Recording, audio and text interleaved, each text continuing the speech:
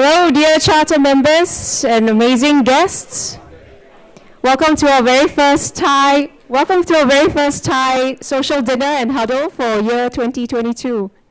We're very excited about tonight's dinner for a few reasons. The first one being that it's the first time we're doing a live stream and we're connecting all our friends here over at the Singapore Cricket Club, as well as friends dialing in, tuning in from home. So the first reason to be excited. The second reason about today's excitement is also, of course, our very special guests that we have this evening, and I'd like to call them out and thank them on behalf of Thai. So if you could just stand up and do a wave. We have High Commissioner Joe Tyndall from New Zealand. Joe. We have Maggie from New Zealand. She's Trade Commissioner to Singapore. We have Jacqueline, Managing Director of EDB. Jacqueline.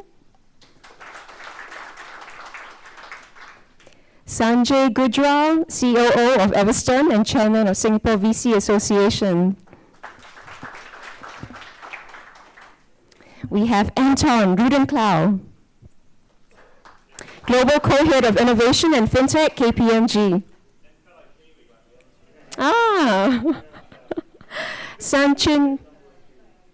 Sanchin Kumar, Chief Executive Regional Head, Southeast and North Asia, ICICI Bank. Anshuman Daga, Senior Financial Reporter of Reuters. Akito Tanaka, Chief Business Correspondent, Nikkei Asia. We have Dheeraj Mehta, Director Asia, Cisco. Virendra Agarwal, CEO, Ramco Systems. Vijay Chopra, Investor Hedge Fund. And Dr. Sien, CEO, American Chamber of Commerce. Love to see you again, Sien. So those are the two reasons. The third reason is that we're still basking in the joy of having been appointed host of Thai Global Summit for 2023. So what that means, So what that means, along with our signature programs that we're running and what it could look like for the next 2 years, we'll go more into that later. Now, tonight's program flow would be a partial joint one with our friends at Singapore Cricket Club. We'll first spend an hour together with Amit and Jacqueline. Before dinner, our mains will continue. Around 8:45, our live stream would stop and we'll start with our parallel programs. So over at SEC, we'll hand it over to Chris.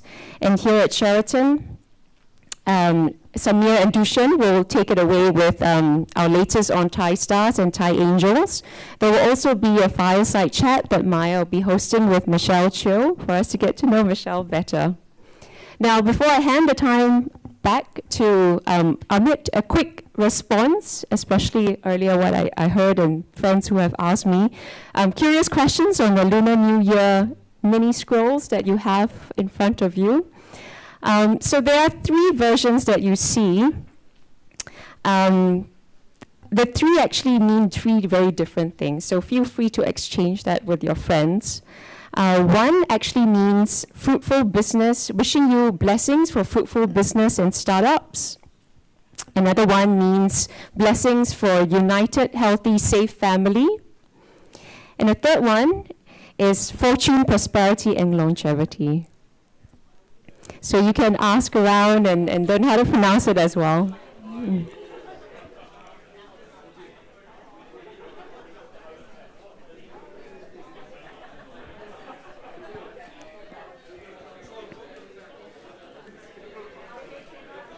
So before I hand the time back to Amit, a special thank you to our Community Operations Manager, Sudha, and Amit for a fantastic organization in making this possible. Now, Amit, over to you.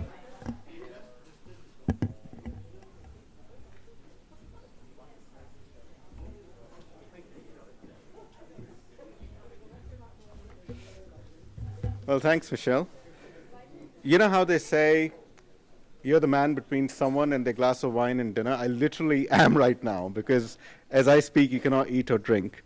But look, yeah, really warm welcome to everyone. I think for this first social for us in 2022, I always love seeing our charter members. For many years, I was just fluffing around in Thai. I would come and enjoy these dinners, and then somehow I got roped into doing this, where I come up and speak and get in between your dinner and your wine. But it is so amazing every time to see our charter members, and especially the ones, big shout out to the ones in the Singapore Cricket Club. I know you can see me. You might be missing me. I'm missing you all as well. But we're all going to have a great evening. Very delighted to welcome all the guests that Michelle mentioned, and of course, honored to have Jacqueline Poh, the MD of EDB, give her time to have a conversation with us, and of course, the High Commissioner for New Zealand, Her Excellency Joe Tyndall. I do have to behave myself so I can get back. Apparently, you cannot get back to New Zealand these days, so if I don't behave myself, Joe might not let me back in. Thai's biggest strength, when I look at this room and I just thought about it, our biggest strength is continuity. And as I stand here, I see in this room 4 generations of sequential presidents. So we've got and a lot of people to thank. I mean, Karan Thakral for building the foundation, starting it all, Puneet on really, really strengthening that, and Maya for pivoting us to where we are, and I'm the fortunate one who gets to enjoy all the wine, thanks to all the hard work you guys did. And I think we have learned how to scale together, and I think we are entrepreneurs. I think the beauty of Thai is, as a platform, I think what we see ourselves do is connect the experiences that a lot of us bring, and then pass that on and empower the next generation of entrepreneurs. And I think that's what we hope to achieve at Thai.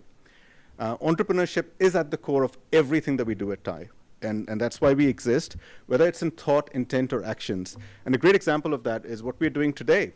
So we thought, hey, we'll organize this event for 50 people. And then I started seeing the numbers, and I saw like number 59. And I was like, oh my God, what is, are people expecting that they're going on a wait list? Or, how are we going to work through this? And then we said, okay, well, what we're good at is finding solutions. And then we thought, what a great idea as we gear up to run the largest entrepreneurship event in Singapore in exactly 21 months, or 20 months. 21 months? Yeah, okay. Don't hold me to it. But we decided, let's get 2 venues and let's connect them virtually. Let's link them up virtually. So you can actually wave, or maybe you can't, but I can, because I'm in front of the camera, to all the people. I'm waving on behalf of everyone here. We all miss you. But this is really an example of how Thai brings it all together.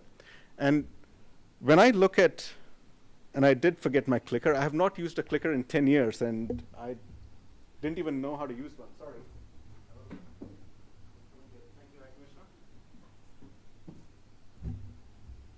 So when we look back at 2021, some of you, especially the ones in the Singapore Cricket Club, don't curse me. I know you've seen this slide last month. It hasn't changed a lot, because this is still about last year. But for the folks who haven't seen it, and for the benefit of our guests, and now I'm going to go through this. So we had a massive year in 2021.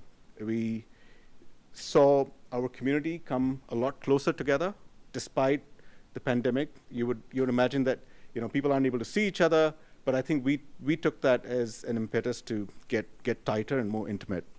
And we ran some of the most impactful initiatives, starting with a big focus on sustainability. We kicked it off with the TEDx Thai countdown. It was part of the global countdown. We actually had a number of you in this room speak at that event, and of course it was spearheaded by Maya, who was the president then. And then we ran this massive program with the Google Foundation to support entrepreneurs in Singapore through the pandemic. And it was really, it wasn't just supporting entrepreneurs. We actually had a massive focus on supporting women and youth entrepreneurs. And I think there was a lot of learning from that. We found and fleshed out some really good quality entrepreneurs, young entrepreneurs, women who were doing some amazing stuff. And I think that's really led to the focus for us in terms of how do we build further on that.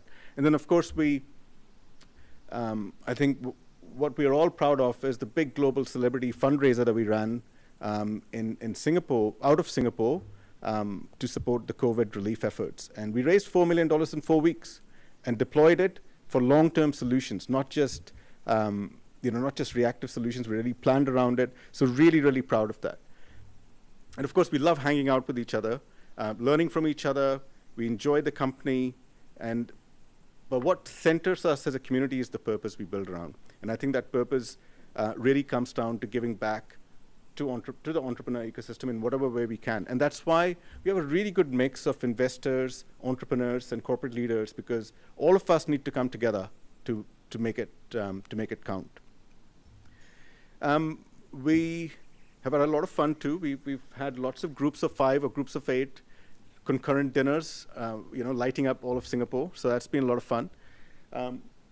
We have stayed very focused on the core strategic agenda that we drove in the last couple of years. So starting with making sure that we represent the diversity of not just Singapore, but ASEAN. We want to make sure that we represent that in every way possible, every possible conception of diversity that you can think of. We want to make sure that we are inclusive.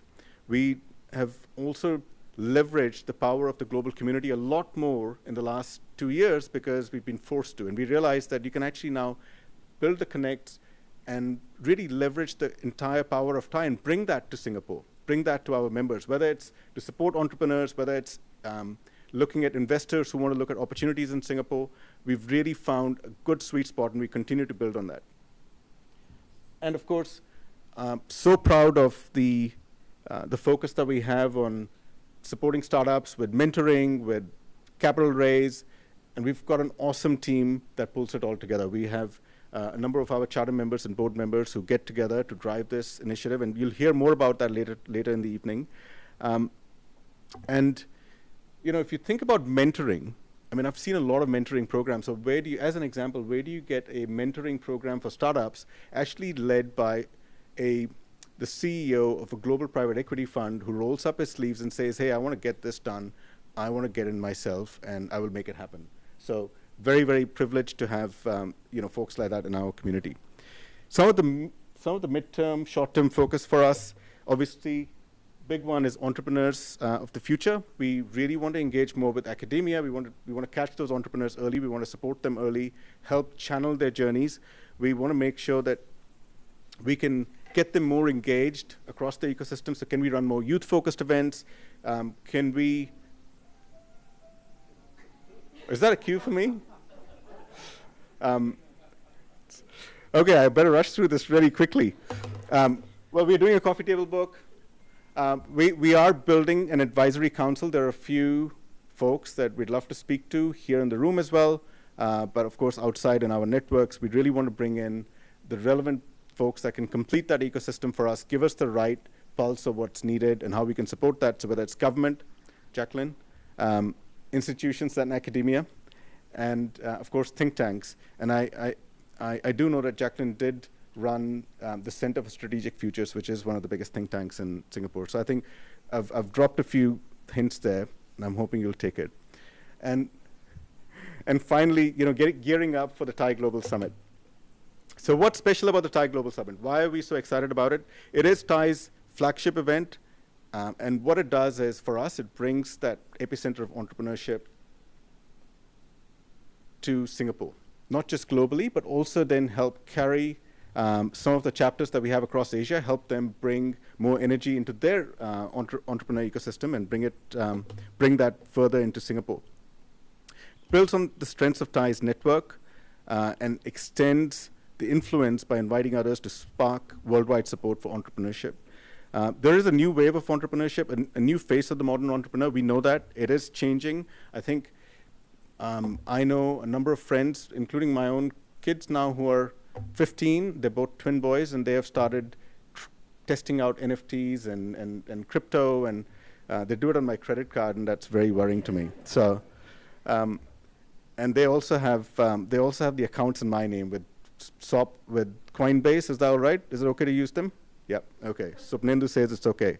But we have to gear up for them because the world is changing, and these folks are so much more aware of what the future holds and the strategic futures, and we have to make sure that we help drive their journeys. And we do think the organizations, while organizations are currently connected in various ecosystems to support entrepreneurs, we recognize that without stoking that belief to truly make the world a better place, and turn that into reality, societies cannot progress. And so I did read that out. Sorry about that. But I will bring it to the last slide, which is a question for a number of you, and especially the folks sitting on my table, for Supnendu and for Jacqueline as well. This is what they did in Dubai for the Thai Global Summit in December 2021. They actually lit up the Burj. And we were hoping that we can figure out what are we going to light up in Singapore. And we thought, between Jacqueline, who runs EDB, and of course Supnendu, who built the Singapore FinTech Festival, you might have some ideas and might be able to help us with that. So the question is, how are we going to light up, pass the flame of entrepreneurship into Singapore, bring that into Singapore? We definitely have to light up some building. I think we can't, they've got a tall building. We've got a massive one with the Marina Bay Sands, which, by the way, does show up there on my picture. But all I want to say is, we want to have a fun evening tonight. I've done my bit. I think I'm required to do this, so please don't hold this against me. And I'd end with Gong Si Fat Chai. I think it wouldn't be complete without that. I think Michelle explained very, very succinctly what our respective scrolls mean. So thank you for that, Michelle. Thank you for organizing that. And now I'd like to welcome Jacqueline Poh, the Managing Director of the EDB, and I would love to have some very hard conversations with you, Jacqueline. We have been waiting to, sorry, are we ready? Yeah, we have been waiting to ask a lot of questions of you.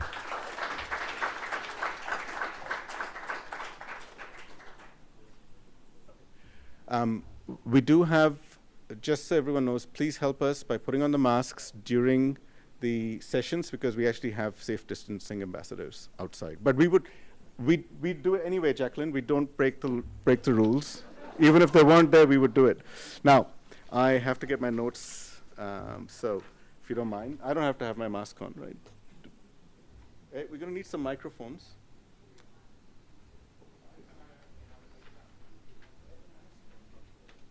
So while you give it the microphone, I can just introduce it.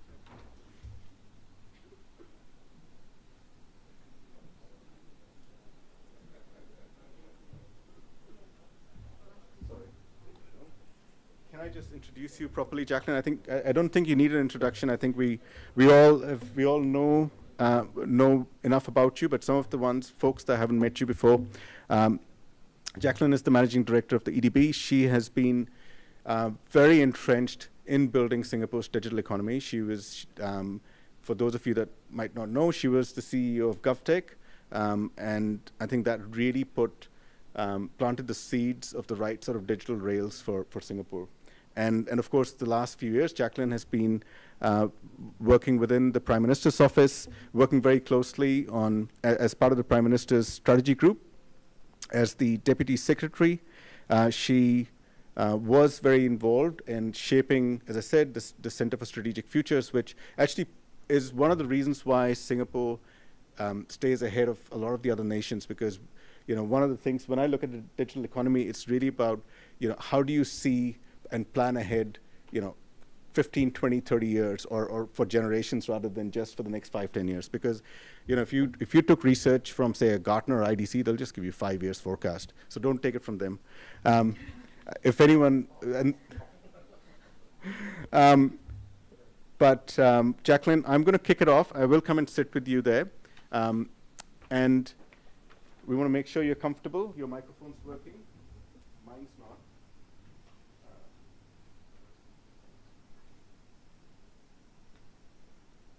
Hello? Can you hear me? Yeah. Oh, thank you very much.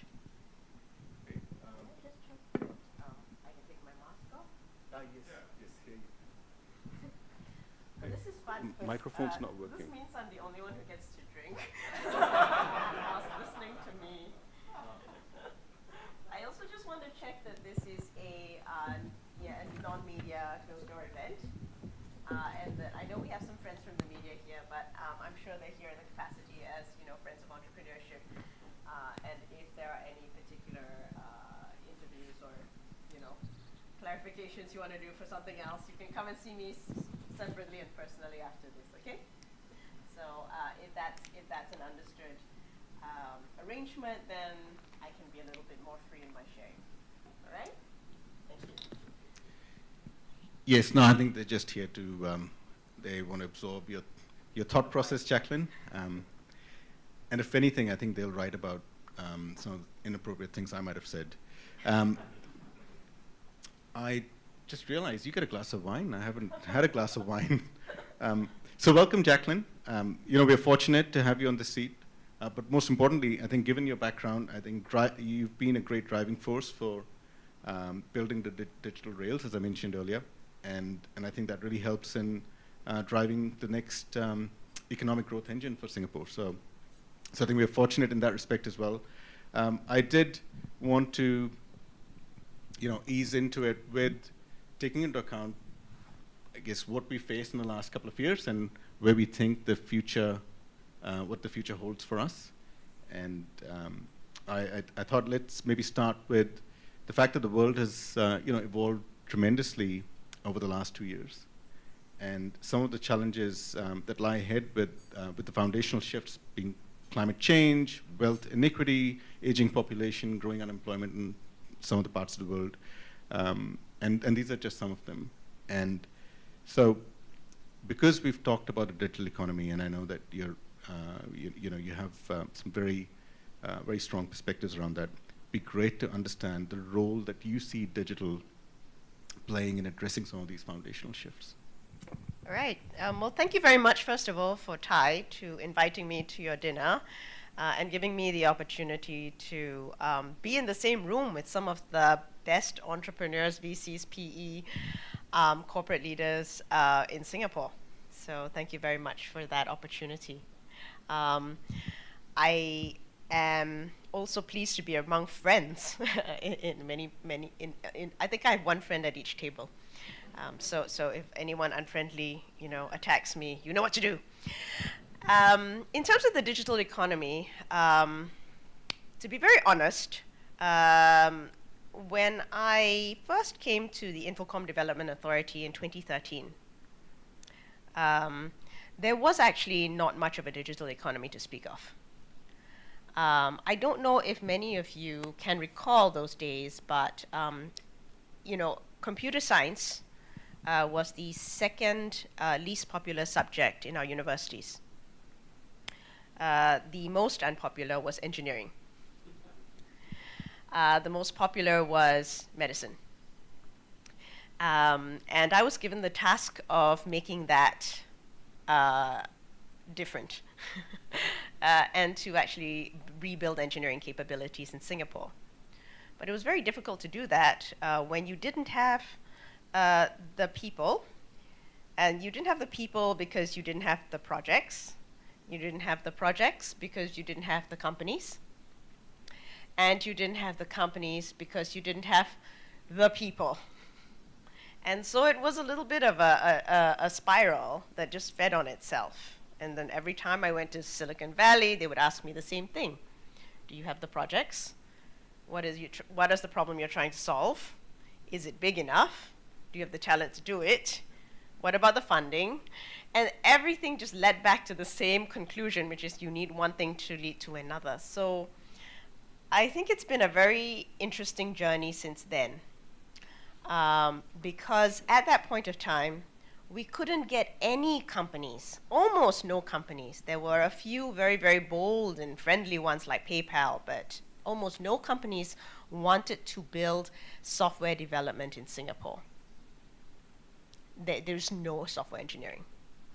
And it's just something to remember, because now I think it's a very different situation. And it's sometimes very hard for people to recall how difficult it was to even get a lot of these companies here, to get a lot of these activities here. Today, computer science is the second most popular subject in all of our universities, instead of the second least popular. as you can probably guess, it has beaten business, it has beaten law, but the top most popular is still medicine. Yes. I think we are on the cusp of really building something different with our digital economy, and moving in many senses from just having an economy that is built through the efforts of the MNCs who have anchored here, to also encompass a lot of local companies, regional companies, and entrepreneurs who believe that there is a future to be based in Singapore, to grow product out of Singapore, to manage product out of Singapore, and to look at markets in Southeast Asia, and to take advantage of the Southeast Asian internet economy growth, and also to look at markets overseas. This is also a very precious moment for our digital economy because we may well be the center of the Indo-Pacific. We may not have been the center of the Asia-Pacific. Well, okay, we say that we are, but frankly, there were other contenders. But there are many senses in which we could conceivably be thought of as the center of the Indo-Pacific. And we are a place where you can still get companies from Northeast Asia basing themselves here, because companies from Western countries have based their HQs here. And both of them interact with companies who are from Southeast Asia, and founders who are from Singapore, and VCs who are from everywhere. We currently have 700 VCs in Singapore. We have 400 family offices. I think we have about 200 PEs. And this is a very different landscape than the past. And it is the cusp of something that could be a vibrant, diverse digital economy where each one of these components in its East, West, Southeast Asian manifestation gets together and tries to create something new and something that solves a global problem. And these global problems are not just in the consumer internet. They're in enterprise, they're in SaaS, they're in the metaverse, they're in the Web3 applications, they're in solutions for climate change and sustainability tech. They're in prop tech and fintech, and in so many areas in which the digital economy has become ubiquitous and is no longer a thing in and of itself, but inside each of these industries. No, you're absolutely right. And by the way, I think all the questions you referenced when you started speaking, Jacqueline, I think all the questions that we all have constantly around the funding and the talent. And so I think you hit all the right points. And one of the questions I have, and there's this constant discussion around Silicon Valley and Singapore and starting that comparison. And if you look back at Silicon Valley, what made it attractive, right? It was, first of all, it was a great place to live, right? The climate, the landscape, and of course then, there were tax breaks, and it made it more appealing for companies to set up, and then people wanted to follow because it was a great place to live. And I think, we're not that far from Singapore. We have, in that respect, good climate, sunny all year round. We are located really, really well. We can travel to lots of places, and most people, of course, I think if anyone relocated to Singapore in the last couple of years, I mean, tough luck, because a lot of people move to Singapore and they get to travel. Unfortunately, that's not happening at the moment, but we do have a strong ecosystem that's been building. We have a lot of support from the government. I would argue probably a lot more than most countries in terms of providing the right sort of support structure. Do you feel that we are at that point of being this global hub as a hub for entrepreneurs? It's a yes and a no. I mean, it's no marijuana. Drugs are still. I don't think you can get that here. There are still some differences between us and Silicon Valley. Yeah. Are we a hub for entrepreneurs? I think we're increasingly being seen as an innovation and entrepreneurial ecosystem. It isn't something that we have traditionally been thought of. I think Singaporeans have been regarded as risk averse. So in the Singapore I grew up in, nobody really, said they wanted to be an entrepreneur to start a business. But my children have businesses, and they've had them since before they were 12. And I didn't encourage them. So it's clearly someone is doing something right. And I think the spirit of entrepreneurship has increased largely because a lot of people are seeing success stories. So for every entrepreneurial ecosystem, you need to see the exit. You need to see the person who bought the good class bungalow because he joined the company that was a nothing, or that he founded, but that became, that IPO'd or, raised a huge round, and then, in some sense, he could then start his own football club. Yeah. These may be trivial things from the outside, but they are actually the things that cause your children to want to become entrepreneurs in the long term. Eventually, they'll come to you and say, "Mommy, Daddy, I did it because I wanted to solve one of the world's biggest problems." But no, it's because he saw some of these things happen when he was growing up. And I think that we're at the cusp. I'm not saying that we're there yet. I think we're maybe 2, 5, 10 years around there. But there are a lot of ingredients for which you can see the energy of wanting to start something up in many, many different facets happening a lot faster here now. It helps that, the average lifespan of a Fortune 500 company has really shrunk in terms of their lifespan on the Fortune 500, which means that a lot of new companies are coming up and they're being disruptors. Even in the pandemic, which taught a lot of people that disruption can happen at any time from anywhere. You saw Zoom come up, you saw Peloton. Is anyone here from Zoom? But it is a company that grew very, very fast. It is located here, and we can see how fast and how rapid that growth has been. And I think for a lot of our young people, they're seeing some prospects in this. And it's not just in digital. Digital just happens to be one of the sectors. It's also in agri-food, for example, and alternative proteins. It's in a lot of the sustainability-related businesses. It's in media. You can see, you can see it actually spreading to other sectors as well. So I'm really hoping that it's about time that we consider entrepreneurship as the thing that at least 1/3 of the class says they want to do before they leave. Yeah, no, absolutely. Hey, by the way, do you think we've done well in fintech? I'm just kidding. I was going to hand that over. I think you've talked about the right industries, and I did want to touch on some of them a bit later, but I wanted to pick on one of the things that you just said. It wasn't about the marijuana. It was to do with the big exits. And by the way, we do have some folks here in this room who've had some good exits, but they didn't learn, and they started doing the whole thing all over again. But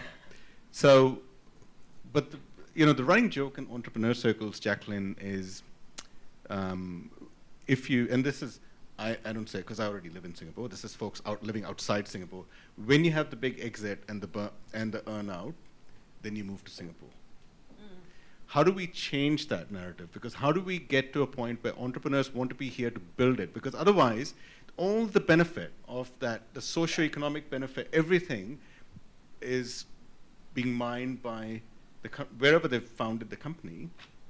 And it's good. They're still infusing capital when they come to Singapore. They put it in the banks, and we have a number of folks here who take care of that money as well. We actually really, if you want to get hooked up with anything to do with money, we'll sort you out. Yeah, anything. So, how do we attract?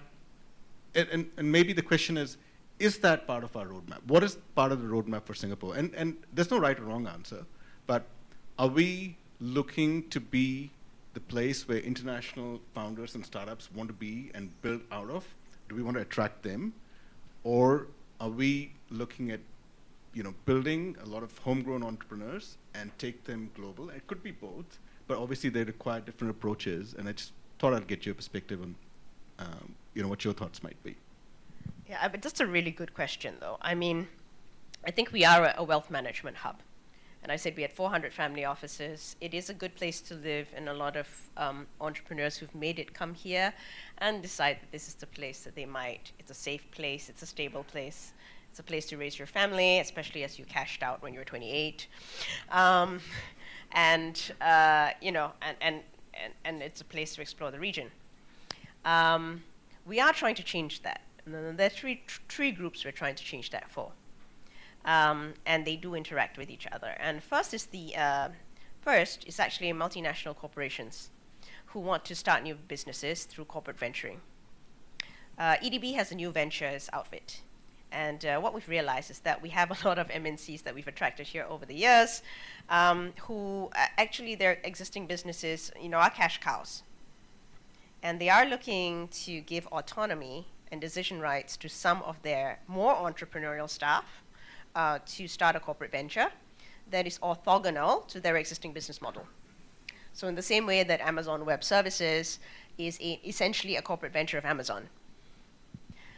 We've actually worked with over 40 companies to set up corporate ventures so far since 2018. Some of them have been quite successful, and they're starting to really build up. So they could be agriculture companies that go into skincare. They could be, we had an example we've given recently of Bosch. Bosch is used as an industrial IoT product to do a shrimp aquaculture company. Just to have those solutions out, it's very high tech. We are actually looking to do more through our corporate venture launchpad. So that's number one. But even in those companies, you need an entrepreneur. You need a guy who didn't quite totally fit in to his MNC, but whom his management fully believed that if they invested in this company led by him and allowed some of their staff to actually join him and hire others, that this thing would work and would be meaningful to their a mother business, right? So we've at least had 40 good examples of this so far, and we are going to continue to build on this. So that's number one, corporate venturing and venture building. Number two is local startups. ESG has an outfit called Startup SG, tied up with an outfit called the Global Innovation Alliance, which is in Beijing, Jakarta, and many, many parts of the world, and helps startups grow, gives them grants such as seeds, and also helps bring them out of Singapore. We're very keen that every local startup that starts here is almost global from day one. There is no market in Singapore, so catering to the Singapore market is generally not a great idea if you wish to grow to a certain size. So I think Enterprise Singapore has been working quite hard on bringing up Singapore startups, and some of them have become unicorns. We have 15, and Southeast Asia is 35. So even if you discount some of them, it's still quite a decent number. And the last one, I think, which EDB is interested in, and will be growing up a little bit more in the years to come, are foreign startups. Foreign high-growth startups, or companies that want to set up a business completely based in Singapore with a profit center and a new product. And that could be a company, again, that might be coming from another country where it has a different product that is very, very big and famous, but wants to set up something in Singapore to access the global market. And we've seen quite a few examples of that in the last year or so. We're expecting quite a few more coming to Singapore in the next few years. So with all of these three, I think there's a lot to be said for how they can interact to kind of enhance our startup ecosystem here. And thankfully, we do have private capital. So it's not as deep as the US, but for a small country, it's fairly credible. Thankfully, valuations are apparently also going down. And and companies are becoming a little bit more affordable to invest in. So I think the confluence of these factors could be quite interesting for Singapore in the next 3 years. Yeah, I think you covered that very, very, very succinctly and very well. Thank you for that. I think it's also it's really good to see. I think when government and I mean, if we look at government from a regulatory standpoint, I mean, Suplinda's right here, so we can talk about fintech, right? When the regulator becomes the innovator as well, supporting innovation, I think you can see what the end result is, right? I mean, we've seen fintech really. I mean, we've really put Singapore on the global map. But fintech, I think there are lots of other areas, and we'll touch on those. But I did want to touch on a topic I know that's very close to your heart, and that's talent, right? Although the future of talent is starting to change, and I think maybe there is an opportunity to find, smart, innovative ways. And I know that you've been driving some initiatives, some experiments as well, with outposts in Batam and a few other places. And I'd love to get your thoughts on talent and how do we. And then we do want. There is one burning question I think everyone has, and I'll ask that so that, I can ask that on behalf of everyone. How do we address the talent issue for startups and entrepreneurs? There's a talent crunch. There's particularly a tech talent crunch. I won't sugarcoat this. It's very hard to find developers in Singapore. We went from there are no projects suddenly to, there are projects and there are developers, and then we rapidly went to, there are too many projects and there are not enough developers. So we are, in some senses, the victims of our own success.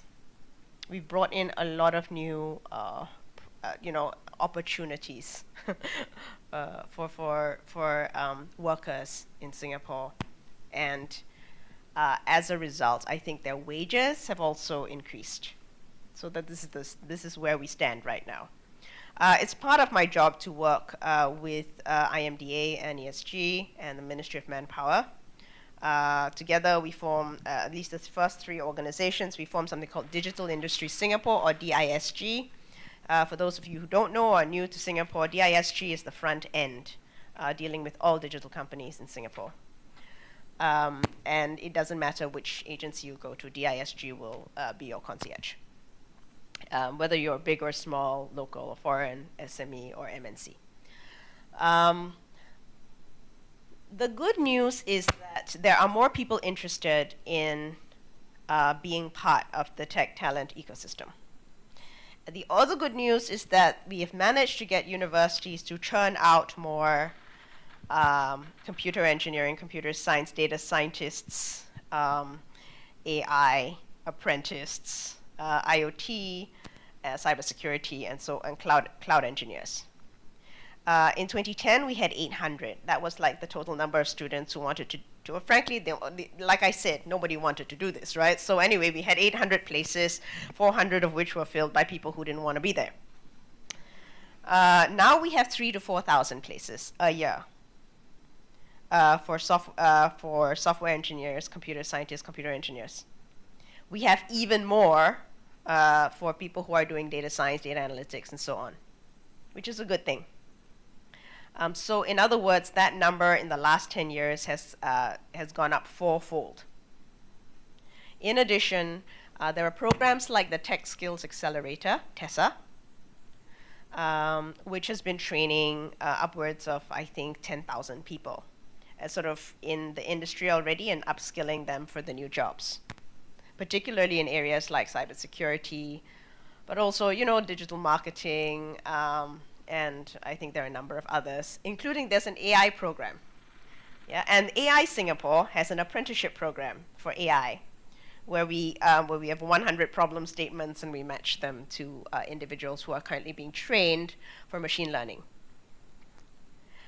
So there's a lot of stuff going on in terms of training young people and training even mid-career Singaporeans, locals, into new jobs. And we added all of that up, and it wasn't enough. They're just not enough to meet the demands going forward. We have an increasingly large share of our jobs that we are attracting coming from the digital economy. It used to be 18%, now it's about 30% of the new jobs that we create. And that means that we also need to do a couple of things. One is to ensure that we continue to get a continual flow of talent from overseas. Some of the best people. We actually do have some of the best people, even in Singapore today, and including in fintech. We do want to make sure that this place is both livable, connected, and welcoming to our tech talent. And so on one hand, we have the employment pass system, but we've created two interesting new visas, our golden visas, put it that way. Okay, some of you may be recipients. I think maybe one or two might be recipients. I'm not sure. But if you haven't heard of these, I gave some of the information. It's up there. Okay. Yep. The first one, if you've not heard of it, it's called Tech Pass.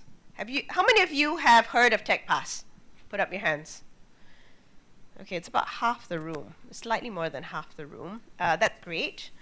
Tech Pass is a scheme we introduced for just individuals to come to Singapore and do anything. They can mentor, they can invest, they can set up a new company, they can work for another company. They can do all of these things in a mixture. They can teach at the university. But whatever it is, for whatever reason, they've been a senior software engineer. They have been part of a very large company from formation. They were part of the originating team. They were previously a founder of serial entrepreneur as well. We've invited them to be Tech Pass holders. We currently have about, I think, 50 in Singapore. And they are very high level. They are here to build new teams, inspire the ecosystem. And by the way, they're quite young, and start new business. And many of them have indicated they want to start new business in Asia. And they can, of course, bring their families and so on, schooling and so on. The second one is called Tech at SG. And Tech at SG provides a guaranteed number of EPs for startups wanting to come to Singapore. So it has to be a startup already, and they come to Singapore. And we are currently starting at about 10 EPs. We're reviewing that number to see whether or not we need to increase it. But it's really to encourage the startup founder and their key people, their CTO, their CFO, the people Yep. that you need to get going, to come as a group to Singapore and to start this business here.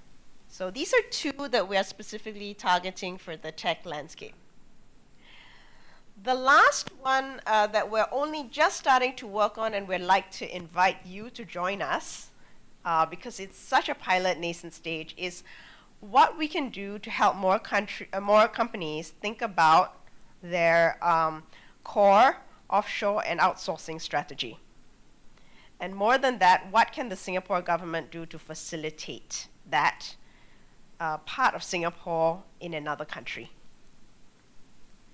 A very experienced and evolved and mature company, whether it's a bank like DBS or Citibank or a company like Accenture, they know how to do this. They have development shops in many countries. It's extremely evolved. A lot of startups have no clue. They know a guy who knows a guy in each of these countries. Or they know a guy who tells them, oh, go to the Philippines for this, go to Vietnam for this. I've even heard Siberia. Oddly enough, time zone wise, it's right on top of us. So you can do business quite easily. So we're trying to see how best that can be developed and institutionalized as a value proposition for Singapore startups, both local as well as foreign startups starting in Singapore and wanting to know how best to operationalize that with an accredited partner who knows how to deliver your software development tribes and the systems are all set up in those countries. We'd like to invite you, if you happen to have a facility in another country, to come and talk to us, because we'd like to partner you. Would like to talk to you if you want to be a user and pilot this system. So that's just something new that we're thinking of today, in addition to all of this. So just some thoughts. Yeah, I think, look, I think, Jacqueline, these are some excellent initiatives. I think you will definitely get a lot of interest from our community. In fact, yeah, I forgot to mention, we actually did start this in Batam before COVID. So it's in Nongsa Digital Park, which we're expanding into Nongsa Data Center Park, together with Nongsa Digital Park, with renewables, with renewable power as well. And we've got 1,200 developers there now. So just to tell you that, it is starting to get a bit of traction. We've got some very nice big companies working through these developers to deliver their product. what's the size of these engagements, Jacqueline, like the Batam one? What would the size of those engagements be for a company to typically, what size and scale would they be looking at? So we've got 1,200 developers. They work for a number of companies, so maybe about 50 each. Right. It could be 20, it could be 50. That's the kind of scale. I know that in some countries it gets into 10,000. Now, we're not ready for 10,000 yet, so we'll see how it goes. I think we'll just be agile and play it by ear. So I don't even think that the Indonesian one is meant to stop at 1,200. I think it is meant to grow bigger, but I think COVID had stopped that flow. A lot of countries do have talent from different parts of the country, and obviously the developers in Batam do not just come from Batam. Otherwise, there's no hope. They actually come from Sumatra and Java. So it's actually relatively close, and there are particular colleges that produce developers. Thank you. And I think one of the things I wanted to touch on was, I think from a talent perspective, we would love to see, and we're not going to discuss this over a fireside chat, but we'd probably definitely like to have a chat with Jacqueline, yourself, your team, to try and see how can Thai support that process in terms of, is there any way that we can play a role in supporting the startups in Singapore, and especially when it comes to a whole facet of needs that they have, and we'd love to see if there's a role for us to play there. I did want to talk to you about, you talked earlier about some of the successful Singaporean startups that have that have gone unicorn, obviously lots from Southeast Asia as well. So you're starting to see the size and scale of these companies grow.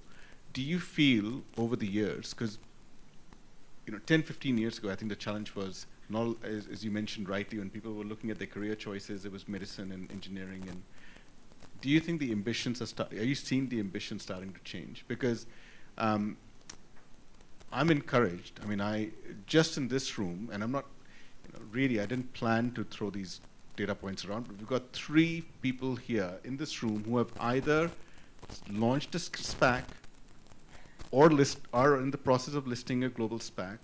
So clearly you can see that there's a lot of momentum there, but do you think the ambition in general is going up in terms of the size and scale? Well, I don't know. Some of you may be in a far better place to tell me that than I am. I'm very glad to see the SPACs that have been launched. I'm glad that you worked with the SGX to be able to do this.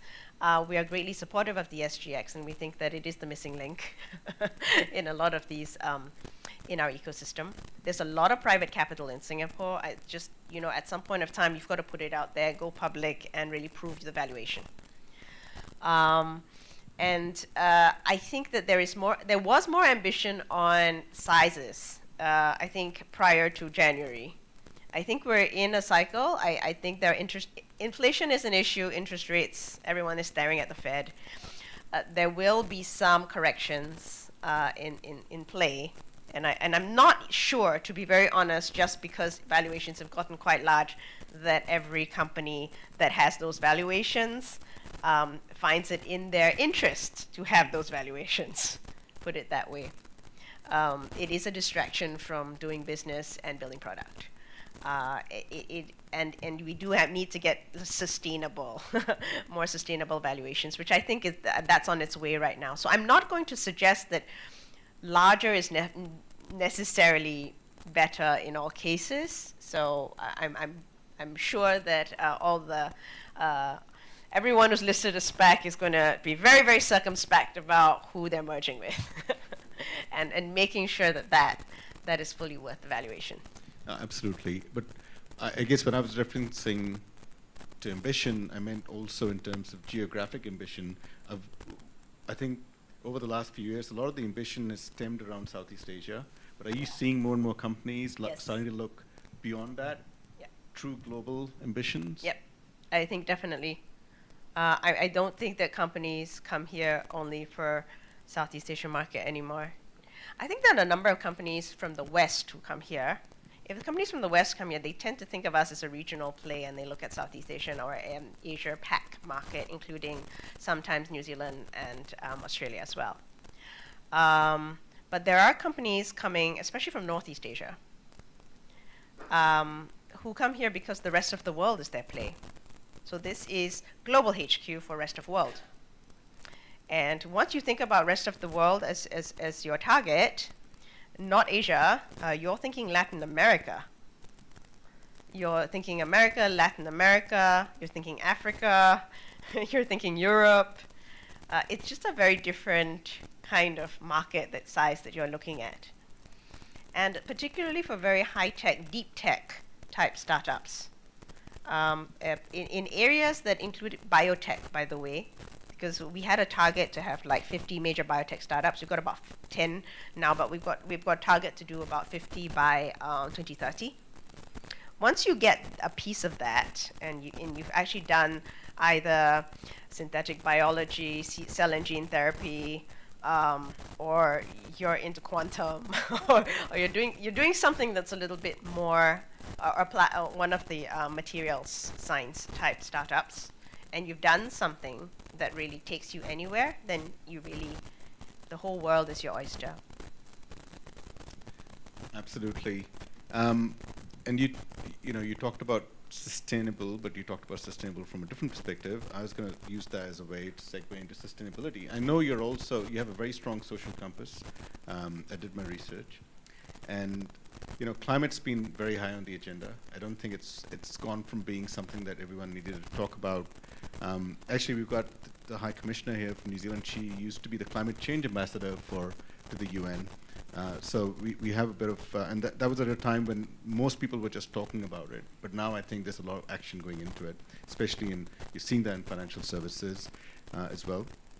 But to quote Sir David Attenborough, he said in his COP26 speech, in my lifetime, I've witnessed a terrible decline. In yours, you could and should witness a wonderful recovery. Right? I mean, those were pretty strong words. I mean, I got pretty excited. I was like, okay, well, that's recovery. But there does seem to be a lot more innovation in Singapore percolating around some of these themes. And you referenced agri-tech, you referenced food tech, and it's really interesting when you look at food tech in Singapore. And we also have the Trade Commissioner of New Zealand here, and she will tell you that as a nation, New Zealand is known for agriculture and high-tech agriculture at scale. But New Zealand is looking at Singapore as a key ally to see how do they build their roadmap and how do they partner and collaborate because of the food tech, agri-tech innovations that are taking place in Singapore. Should this be creating an impetus for Singapore, not just for those sectors, but do you think that given that impact investments are the fastest growing investment space at the moment, with the amount of focus on driving some of these ventures, do you think Singapore has an opportunity? And I ask you this selfishly because one of the themes that we are trying to build for the Thai Global Summit is entrepreneurship changing the world, right? So do you think Singapore has the opportunity to be that global epicenter around impact ventures? Yeah, absolutely.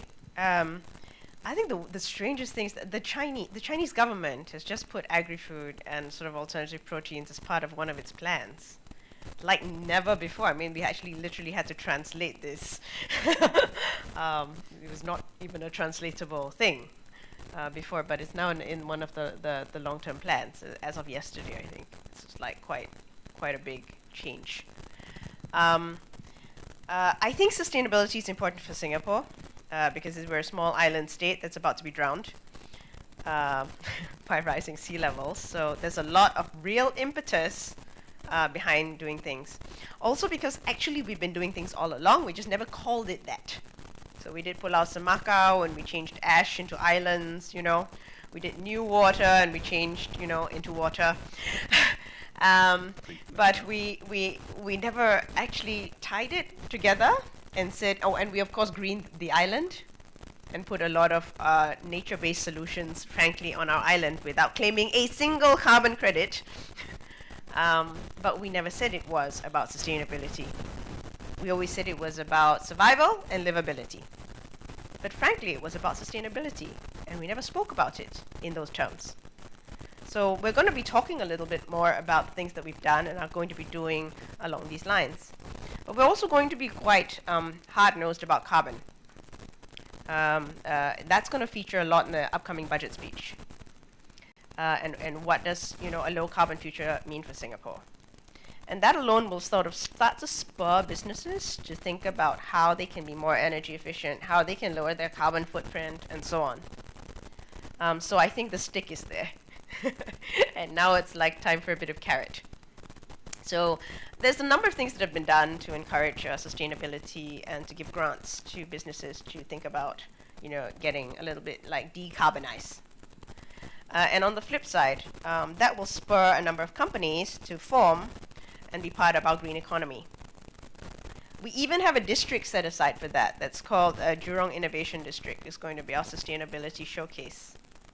It's next to Sustainable Jurong Island, which we will one day get to net zero. And we think that once that is up, you're going to see a lot more companies move into that and startups move into that to provide solutions. The question is solutions to what? A lot of the things in the green economy are very, very hypey right now. I know you told everybody not to buy those Gartner reports, but really do keep buying them because there are a lot of companies, a lot of areas that are just ascending the hype curve. Yeah, they're reaching the peak of inflated expectations and about to descend the trough of disillusionment. So it is important to pick things that, you know, maintain capability through the cycle. And we fully expect that there will be a bubble, and we fully expect that that bubble will burst. And we fully expect that after that bubble bursts, it will get quite productive. And we hope that there will be a base load that survives right through it. Areas that are interesting for sustainability in Singapore, as I've mentioned, agri-food is first out because we have food issues. So we have a 30 by 30 vision. I was involved in that. Electric vehicles is going to be quite interesting because we've also pledged to go fully eliminate the internal combustion engine by 2040. So will there be charging stations everywhere? And that leads to batteries and battery technology, which I think is evolving very fast and also quite an interesting area to start thinking about.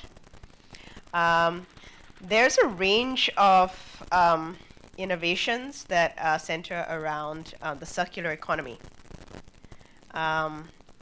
Plastics. So I've we opened one with Shell a couple of months ago. It was carried in the papers and nobody understood what it was.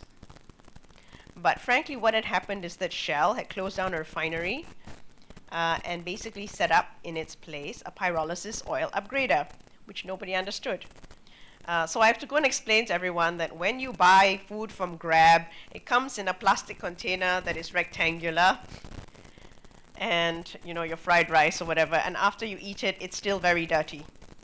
And because it's very dirty, it can't go through the normal plastic recycling process. It has to go into the dirty bin. What the pyrolysis oil upgrader does is it takes sort of 78 billion plastic bags worth of this and burns it up, that same container, and converts it into oil. A pyrolysis oil that becomes a critical chemical material, which is then sold. So that's an example of the circular economy and things that can be done in that space. And finally, because I don't want to talk about hydrogen, it's really quite far away. There is the thing that is most likely to survive that entire hype cycle, carbon services. We are fundamentally still a service economy, so green finance, monitoring and verification, green audits, I think those will be pretty sustainable lines of operation that will last right through, and you'll see quite a lot of that right away from now all the way until 2040. Absolutely. I think that innovation will, sustainability will touch every industry. So thank you for sharing that, Jacqueline. Isn't it amazing that we don't actually produce, we produce less than 10% of our food? I know you're part of that. 3%, yeah. Is it? We're trying to go from 3 to 30. But all right, it'll happen. It's by caloric content. But we rate number 1 in terms of food security. When you look at the Global Food Security Index, Singapore is number 1, and that the only way I can think about justifying that is, and again, I think that comes down to the whole strategic futures view. The supply chains, it has been built in a way that those things are factored in, and that probably explained why we didn't see food shortage when there was a pandemic. Thankfully. Yeah. Well, just we're not done with Omicron yet, so. Knock on wood.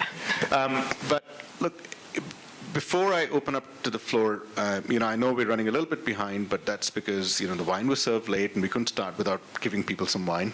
So I do want to open it up to the floor. We'll probably take 2 or 3 questions. If anyone has questions here or at the Singapore Cricket Club, we'll take those questions.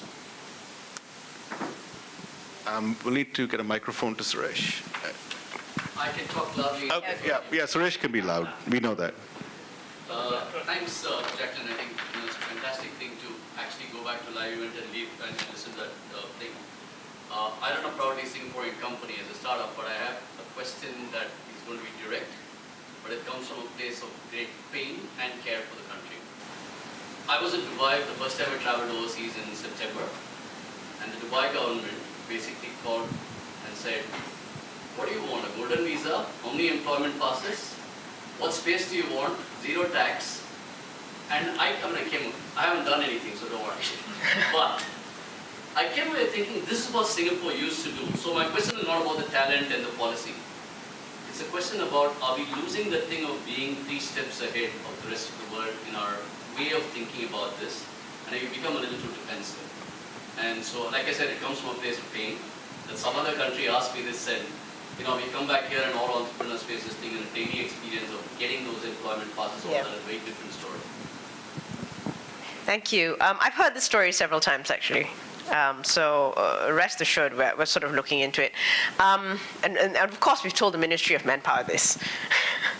I think that there is a sense in which we'd like to be able to as upfront as some other countries are in certain things. But on the other hand, we do have constraints. Some of those constraints are not so bad because they make us a real country. In fact, they make us a real democracy. With all the pluses and minuses that come with that. We do want to be the kind of country that serves our citizens and for which citizens' opinions count. And I'm not so sure that at a certain point it would be possible for us to be very openly going out in quite the same way, or to change of society in a very radical fashion, in a very radical short period of time. Most people in Dubai are not, Emiratis. Neither does the Golden Visa confer citizenship at any point in time. It confers stay. We have a different approach to this. A lot of our EPs come to Singapore. They also become PRs. A lot of our PRs become citizens. It is a pathway. It's a calibrated pathway. We cannot bring in sort of a very large number every year, but that is a pathway. What we can do is to select, in some sense, some of we do select sometimes the individuals that we are keen on, based on contribution, and we do make quite active efforts to reach out to them. So even if things are not as, upfront as you might see in other countries, I think Singapore just does things in a different way, and sometimes doing it the way that we, best benefits us and is in our national character also yields results. Thank you. That's such a great, transparent answer. But I wish we'd get this message out more to people, the one that you just gave us. Because in the entrepreneur system, that's not what people think. They think they become bureaucratic. So I think if your message goes out to more people, I think it may actually end up being a good thing. And I've never heard this side of the story. Thanks. And I hope that you can recommend people for the Tech Pass, Tech at SG, or even if not for either of them, we have other ways. We will definitely talk to you about that. We'd love to. Just a comment to what you said. This is a question that comes in my business all the time on EDB. I have a very simple take on this. Let's say that when you go to UAE, they don't give you all these grants and support. What you get in Singapore. And so there's a give and take sometimes which happens in businesses. So you spend more time, and I can understand, I think the pain is immediate and the benefits accrue over a long period of time. People don't see that. So, it's also a perspective I thought I'd share, because Singapore does give those kind of grants to support the businesses, and I think some of the other countries are not able to.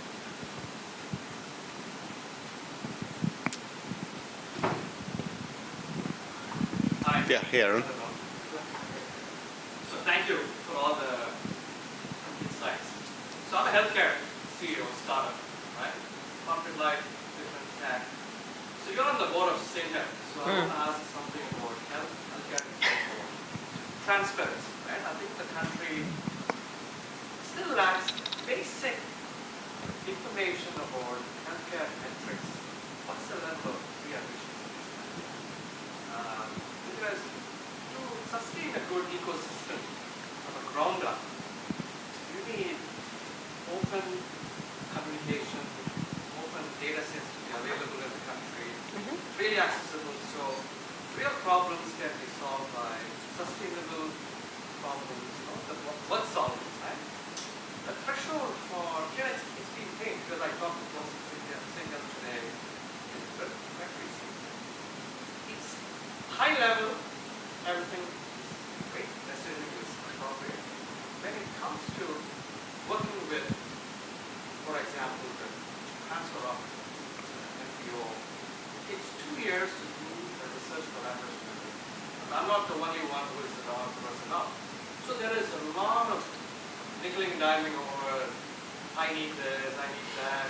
It's not, so much so, it says that we don't have the transparency of data. We don't have the government saying, we have a problem here.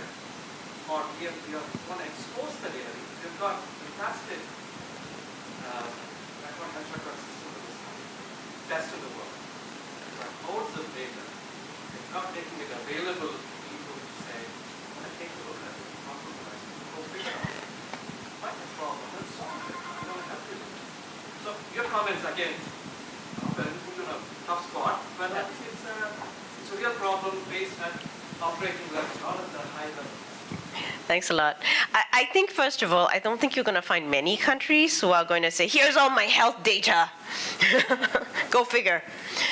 I think health data is one of the most highly protected pieces of data anywhere. I'm sorry, I know.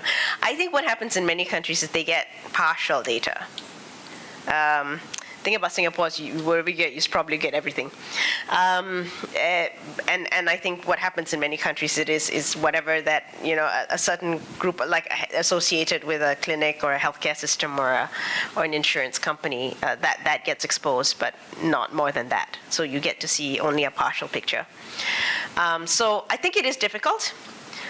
speaking from a Sing Health point of view, the key priority of the healthcare system in Singapore is to keep people healthy and to prevent deaths that are unnecessary, and to provide, that perfect mixture of quality care, and cost, right? To do that perfect triangle: quality care, cost, and then you're like, where's the data?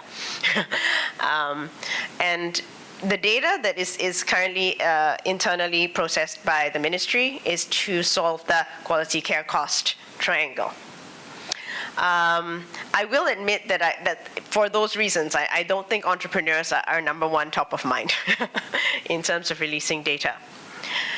That being said, there is an Office of Healthcare Transformation, and there is NRF, the National Research Foundation, and under there they have a strand of work called Health and Human Potential, and it's under our 2025 plan for innovation, entrepreneurship, and research. And under that, there is actually a very nice platform that's coming out that you might find interesting. I can't announce it. I think I was at a meeting and there were a bunch of Nobel Prize winners discussing. So, but it's actually been built. So I'll leave that to your imagination and see what can happen in the years to come. It will be up to NRF to figure out what they want to say. But I think that over the years, I think the ministry and the healthcare clusters have been more forthcoming about releasing particularly certain sets of data. One of the best examples, and I know this because during Bloomberg last year, the CEO of Roche came to Singapore, and he was very, very pleased about a collaboration that had been done with the cancer centers. Now we have 3 cancer centers, and amazingly, all of them got together and created the National Translational Cancer Database, where they provided all the cancer patients' data to companies to analyze and to find solutions. And I thought that was amazing because I don't think it's never been done before. They actually collaborated across lines. They felt no jealousy about this, and they found a way to anonymize it. So I think there are very good steps being taken in that direction. You should approach the Office for Healthcare Transformation, which is in charge of unlocking data in the healthcare system, and particularly for purposes of companies being set up to solve problems. Thank you, Jacqueline. I'm really, really aware that I have my mask off. You guys have your masks on. You must be cursing us because they're going on. And you're hungry. But I did want to give one question to Ashish. I think there will be more. Can we take maybe later? And maybe we can send you some questions. Would that be all right, I'm very Jacqueline? happy to keep talking. I mean, like, if you guys have questions, I'm very happy to answer them for as long as you need to. I just don't want to stand between you and dinner. Are we all right to go another 5 minutes? How do we feel about that? Yeah? Got that? Okay. All right. The hungry people are not talking. I think we've got Ashish was wanting to ask a question. Thanks for that very insightful session. This country has been built on... They can't hear you at SEC. This country has been built on one of the best sort of public sectors in the world. And that comes from talent. And historically, you've had policies where the best talent goes to the public sector. And consistent with that, you have, your best talent again getting funded and having even bonds to serve. Now, how is that consistent with making talent available to, the best innovative minds available to entrepreneurs and cutting edge technologies? Would you balance it, or do you see a reversal of it, or will the public sector continue to suck away talent as they have done? Yeah, I really think if you talk to any public sector HR person, I challenge you, talk to any public sector HR person now. And you know what they're going to tell you? All the talent is leaving for the private sector. And they're having difficulty keeping talent. This is not necessarily a bad thing. People leave from EDB as well. And on a consistent basis, we have, had no problems with that. I think there are really good jobs in the private sector, and frankly, I really do think that a lot of public sector talent is actually being nicely spread around. I think that the issue that you were alluding to may have been much more trenchant 10 years ago. But the public sector doesn't give as many scholarships, as it used to. A lot of people go overseas and study, and they're self-funded. They either take up sponsorships from the university themselves, or they work, or now parents are able to fund a lot of this education. I'm sure all of you know friends who fund their kids' education, who are not taking up scholarships. So I would say that the balance of public and private talent is shifting. It has already shifted, frankly. And there's a lot of vibrancy and a lot of very good people in the private sector. Even without them leaving the public sector, I think, they've always started from the private sector and they think that this is their journey. We have one from EDB, a quite famous chap called Ye Kang. He runs Shopee. He's an EDB scholar. And I think served for a short while and then went on to join Forrest Lee and the team in Garena. Great. Maybe just one last question. I'm really conscious that people are fading away. Yeah. No low blood sugar, come. Yes, last question. Okay. Who's going? Is it VA? Who's got the microphone? Sorry, he's got the mic. I need to give it to that side of the room. Hi. I've been here since '94, and I've just reached across to EDB every time that I had a problem with anybody, immigration to anybody else, and it's been more than helpful. And your comments on Tech SG and Tech Pass are very valuable. I think there should be a lot more done to encourage more and more entrepreneurs to come. I have funded 4 .ai companies here by myself, and I've started one of my own as well. But unfortunately, all 4 of them, while the condition of giving them capital was it has to be Singapore incorporated company, none of the founders any longer live here or work here. So the opportunities need to be increased. I think there's a portion of public sector spending which should be directed at startups. That is some amount of procurement that should take place from there, because Singapore having almost zero revenue doesn't help. And second, I think, is that public sector jobs should not be easy, because my daughter studied in NTU, and I can say that job offers come in the mail. The desire, the hunger that drives people should be there. It shouldn't be so easy to get a job. So, I mean, people should be wanting to work for it and show for it. But pretty much, given COVID has taught me one more thing is we don't need people necessarily sitting here. We just collaborate across the world with our teams every night and work on the problems. And there are a lot of collaboration tools available, which has made it a lot more easier. So we really don't care where the people are sitting.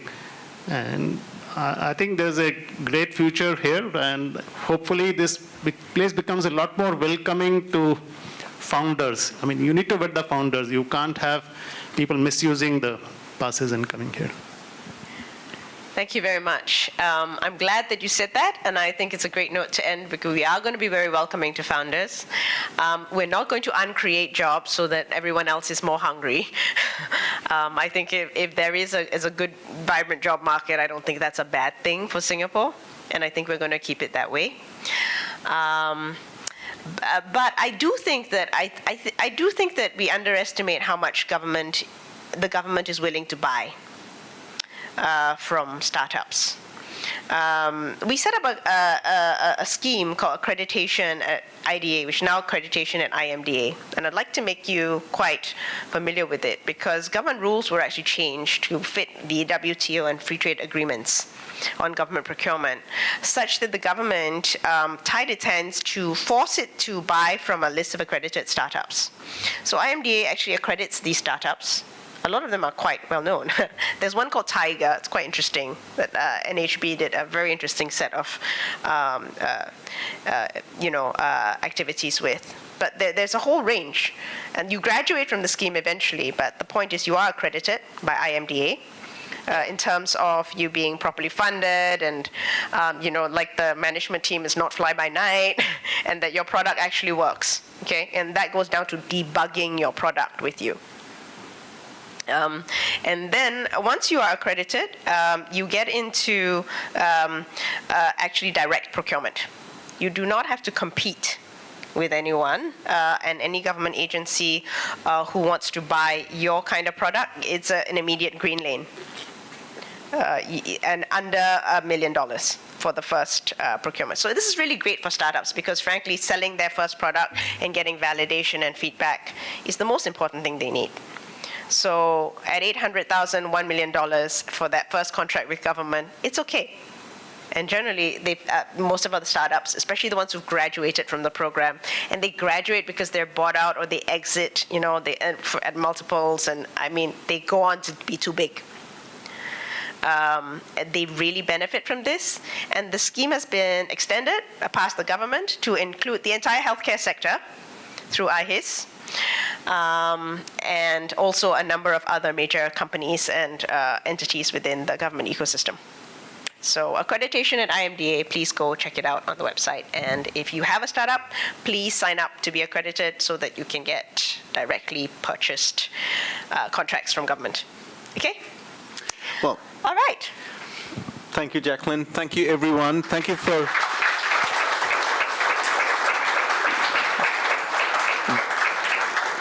Really, to everyone, in the audience here in the Singapore Cricket Club. I don't know if they're getting to eat while they're watching live, but thank you very much for your patience. But Jacqueline, that was amazing. Thank you for taking the time. You've been wonderful, very transparent, very open, and clearly very passionate about entrepreneurship. So thank you for that. And let's get back to the evening. We will have a break now, so we can eat and drink. So scull the wine, and let's get on.